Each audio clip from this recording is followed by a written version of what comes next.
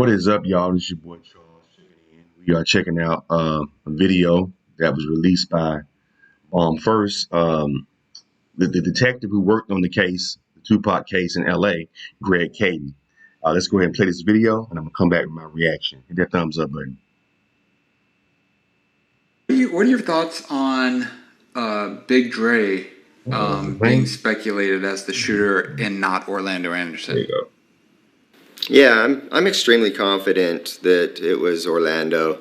You know, when you've got to remember, when Keefe D's out there talking publicly, it's going to be somewhat nuanced. He had issues with his family when he threw Orlando under the bus. That came back to haunt him. And, you know, because Dre was dead at the same time when he made his original confession, so it would have been just as easy to throw Dre under the bus, but he didn't. He threw his nephew under the bus. And you've got to keep in mind the atmosphere in which he made those statements. He's in a situation where if he lies, he's going to prison for the rest of his life. He doesn't know what we know and what we don't know. So when he's sitting there and repeatedly telling the cops, I gave the gun to Orlando, I believe that. I believe that's the case. And again, you've got to also understand the gang culture. It's Orlando Anderson's job to pull the trigger. He's the one that got stomped by Tupac and Suge and the rest of that, with the rest of that group. If he doesn't pull the trigger, he's getting punked. It's his job. If you understand how gangs operate and the infrastructure and the expectations of one another, it's Orlando's job to get it to take care of that that retaliation. And I've heard it said like, "Oh, there's no way Dre was too big." Man, go sit in the back seat of a Cadillac, take one of your 300-pound friends, and then you sit in the passenger seat, grab a gun, and see if you can't easily get your arm out the window. I guarantee you can. It's not that hard. There's plenty of room back there, and if you're trying to get over somebody, it's not difficult to get your shoulders up and over and your arm out the window and start shooting. So, you know, just go put it to the test. Go get a fat guy, put him in the car, sit next to him, and see if you can't kind of climb over and get your arm out the window. And again, primarily, it's Orlando Anderson's job. And so when Keefe D says he's handing the gun to the back seat, and Dre's like, nah, man, you know, don't look at me, and Orlando Anderson saying, give me that motherfucker. He takes it, and he takes care. I don't know if he said, give me that money. I mean, he don't think he said that. Come on. He's just assuming that because he's a brother, he probably is a game. I mean, I don't know. I'm just saying. Of his business. So that's exactly the way that ought be within the expectations of the gang culture. Orlando Anderson got jumped. It's his job to get even. Right. Okay. I guess I was going to say before, but I don't think you guys knew until you spoke to Keefe D. But after Keefe D had his proffer session and told you all the details of what happened that night, did anybody ever come to you and corroborate what Keefe D said? Obviously not from a witness perspective, but from like somebody that was friends with them or in their gang, or say, yeah, I heard so-and-so brag that they did it, or I heard this person do it, or I even heard Keefe D talk about it. Was there ever any of that or no? Well, some of that stuff already existed within the investigative files before I was ever even assigned to it. You know, some of those interviews from informants from Southside Crips, that information was already in the investigative files long before Keefe D's confession. So yeah, we had some of that information. We knew some of the people that were providing information. Quite a few people were bragging about it. Dre was bragging about it. Orlando was bragging about it. Terrence was bragging about it. Keefe D even, I think he says in our interviews, he's like, I had to go tell those dudes to shut the fuck up.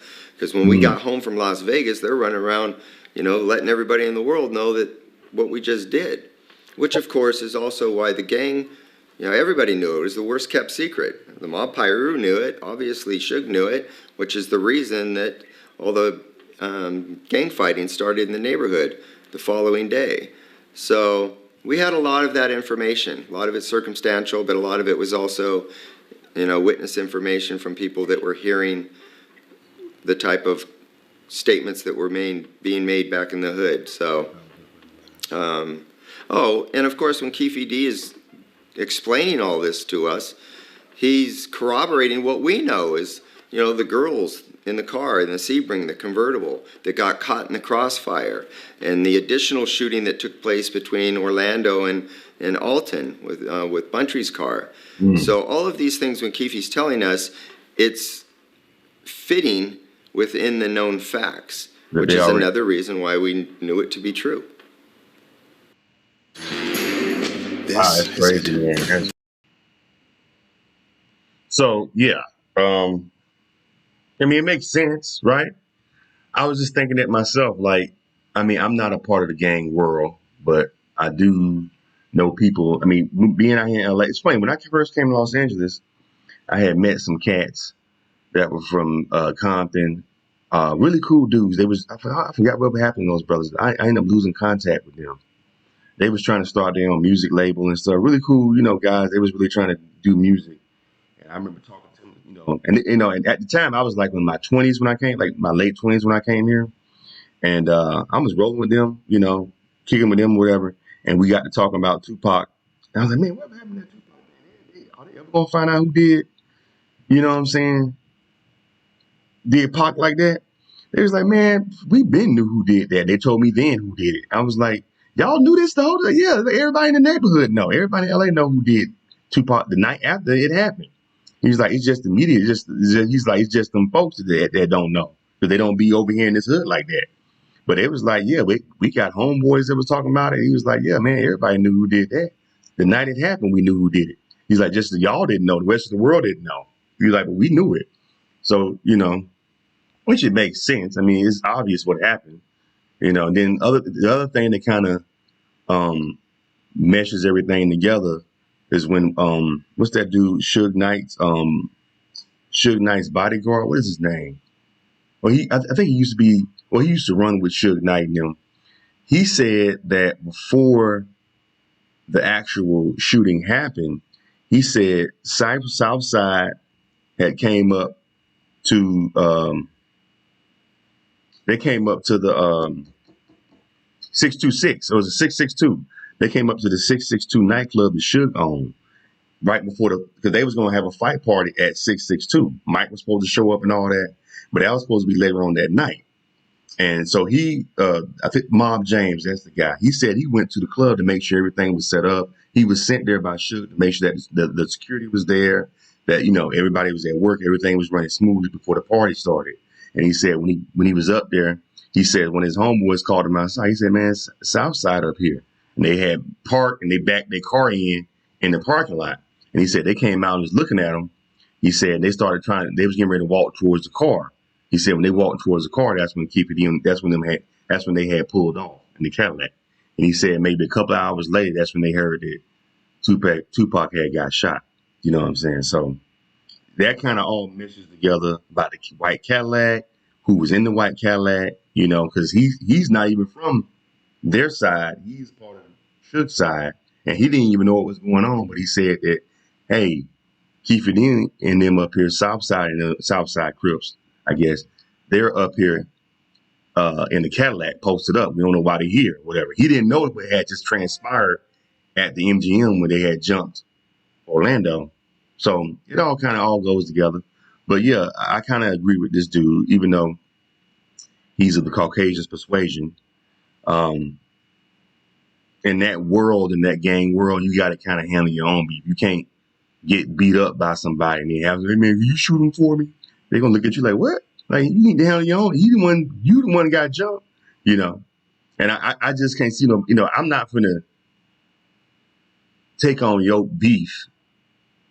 These are dudes, you know what I'm saying? This is what, you supposed to be trying to get back to impress us. We the your gang affiliates. It's all about supposed to be like if you getting jumped, that's when the gang comes in. But if this is one-on-one beef with you and this dude who just jumped you or started or just swung on you, you got to handle your own business. And I'm not gonna, you know what I'm saying? I always thought about that. Like Big Dre, like why would he put himself in a predicament where he can be going to prison for killing one of the most famous rappers in the world over a beef that he wasn't even involved in? You know what I'm saying? But anyway, what y'all think about this, man? Leave your comments and subscribe to Charles and Israel. Appreciate it.